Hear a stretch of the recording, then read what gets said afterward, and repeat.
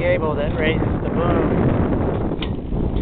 was cut a day or two ago, and I noticed it was hanging in a position that appeared to be pretty decent and wasn't going anywhere. But the cable was cut in the down position, so I was able to get to it and actually do a repair on it and get it back connected. And I was going to do this in port in the Caymans, but today it's been kind of low winds and the waves are short, so I decided I was going to do some things. I knew my left dagger board was sheared off, so I was going to move my right dagger board over to the left side because the boat seems to pull to the right. Well, upon pulling up the right dagger board, I came to find out that it was sheared off as well. So I'm not sure what caused this.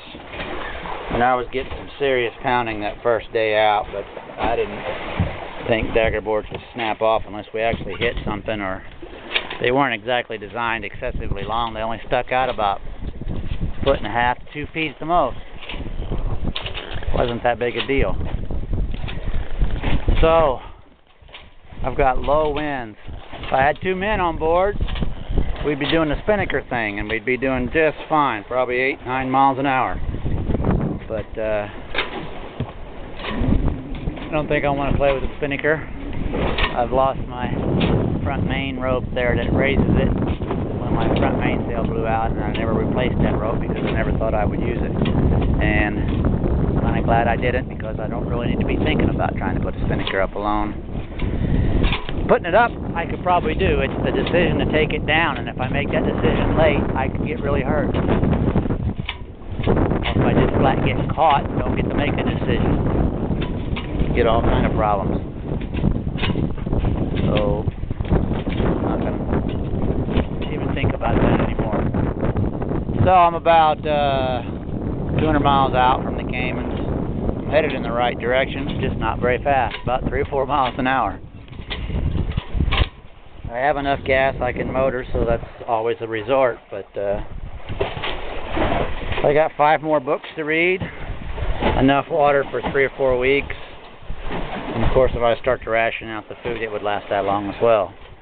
But I guess this is going to take me 1 or 2 days more to get to Caymans than I thought. I figured I would be there today, late Sunday.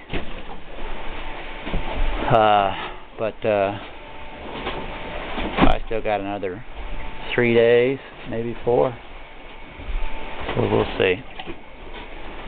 Anyway, everything's okay. The solar panels seem to be charging up the battery, so now I'm back to where I could actually pump water with a machine versus physically trying to do it by hand and drive the boat. Because if I was to lose all battery power, I wouldn't be able to drive the boat with my autopilot, so that would mean me being in 2 or 3 different places at once, and I can't stretch myself that far. So let's see. It's really not that late. 10 o'clock in the morning, Sunday. So spirits are good. I've been sailing naked a lot of the time, or with hardly nothing on at all, just a pair of little light shorts. And so the moisture on my ass and my legs I've been trying to maintain. I got a fan blowing on me all the time, and it seems to be working. I do have a rash underneath my arm that actually started to develop 6-8 weeks ago. I was dealing with this in Colombia and considered it a heat rash.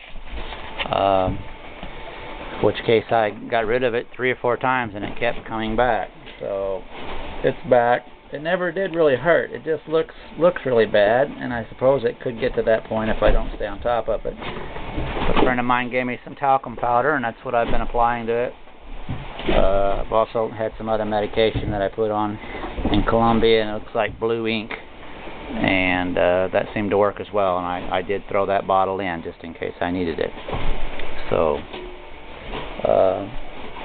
doing okay. I'm 2/3 of the way through my second book, The Girl Who Played with Fire. The first book was A Girl with Its Dragon Tattoos. I think it's a movie out right now.